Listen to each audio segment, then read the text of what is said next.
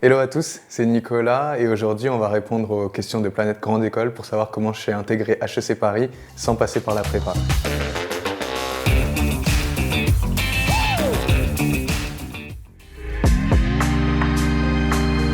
Je suis judoka sportif de haut niveau depuis le lycée, donc j'ai intégré le centre régional sportif de Brétigny-sur-Orge.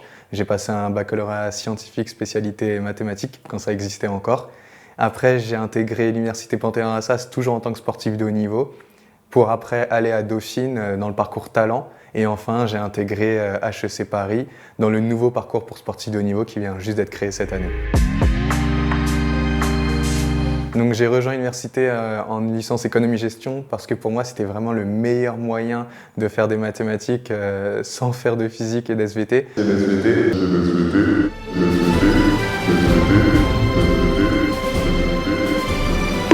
Et parce que aussi économie-gestion c'était un moyen aussi de faire une licence assez généraliste et qui me permettrait de m'ouvrir un maximum de portes.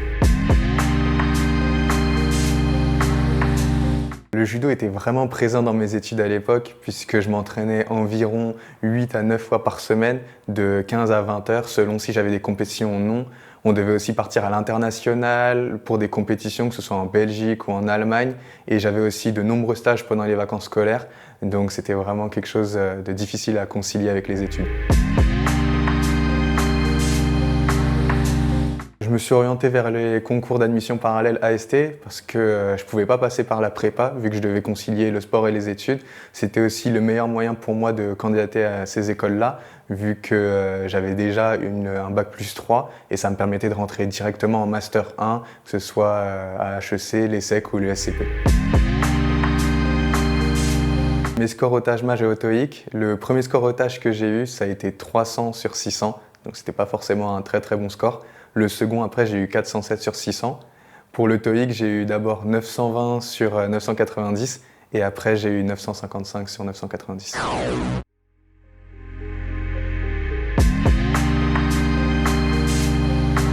J'avais réalisé un service civique en parallèle de mes études et de nombreux engagements bénévoles. Et l'Institut de l'engagement, c'est un institut qui va permettre à ceux qui se sont engagés de manière civique de valoriser leur parcours auprès des écoles de commerce.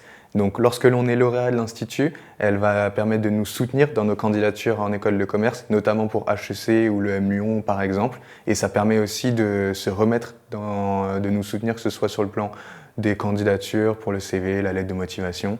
Donc ça a été vraiment une aide précieuse pour mes candidatures. Lorsque j'ai été admissible à l'ESCP, c'était vraiment un gros moment de joie parce que c'était beaucoup de travail qui a été récompensé. Et le premier réflexe que j'ai eu, ça a été d'appeler mes parents. Et ensuite, après, toutes les personnes qui étaient autour de moi et surtout les amis avec qui on était en train de préparer les concours. Quand j'étais admissible à l'ESSEC, je savais déjà que j'étais admis à l'ESCP. Donc j'ai un peu moins sauté de joie, mais j'étais vraiment super content aussi parce que ça a été 1 an de travail pour passer ces concours et ça venait récompenser beaucoup d'efforts. Donc je pense que ce qui a fait la force de mon dossier, c'est le fait qu'il était vraiment complet. Déjà, j'ai travaillé dans de grosses entreprises comme Accenture, donc c'était vraiment un plus sur mon dossier parce que tout le monde n'arrive pas à accéder à ce type d'entreprise-là. Et j'ai vraiment eu de superbes expériences d'ailleurs au sein de mon équipe. J'avais aussi des expériences associatives assez significatives. J'ai été président d'associations et de fédérations étudiantes et donc ça avait aussi un gros plus. Et enfin, le côté, je pense, très atypique de mon dossier, c'était que j'étais sportif de haut niveau en équipe de France et j'ai eu plusieurs médailles au niveau national et je pense que ça a vraiment plu aux recruteurs. Concernant mes oraux à l'ESCP, ils n'étaient pas vraiment très difficiles, c'était des questions assez basiques, ça a duré 15 minutes maximum. Il y a eu une partie en anglais mais vraiment très courte. Par contre, les oraux à l'ESSEC étaient vraiment difficiles, ça a duré 45 minutes, les jurés ont posé des questions vraiment difficiles. Donc c'était, je pense, l'oral le plus difficile que j'ai dû passer pour les écoles de commerce. Donc la vie à HEC, malheureusement, je ne suis pas forcément tout le temps sur le campus, vu que j'ai un emploi du temps aménagé du fait de mon statut de sportif de haut niveau. Par contre, le campus à HEC est vraiment incroyable, super grand, et ça me plairait beaucoup d'y vivre. Mais donc j'ai aussi beaucoup d'amis que je me suis fait à HEC, avec qui on va manger au restaurant universitaire. Et la vie à HEC est quand même vraiment plutôt sympa. Je pense que la petite chose qui pourrait être améliorée à HEC, ça serait la salle de musculation parce que toutes les machines ne sont pas forcément présentes et ça me permettrait de m'entraîner plus souvent sur le campus et je pense que ça pourrait être une bonne chose. Donc au quotidien, j'ai un emploi du temps assez chargé. J'ai 2 jours de cours par semaine où j'ai toutes mes matières qui sont concentrées. On a aussi l'administration qui a dédié une personne entièrement à notre parcours pour sportifs de haut niveau. Et après les 2 jours de cours que j'ai par semaine, le reste du temps, je m'entraîne entre 18 et 20 heures selon les périodes de compétition ou non.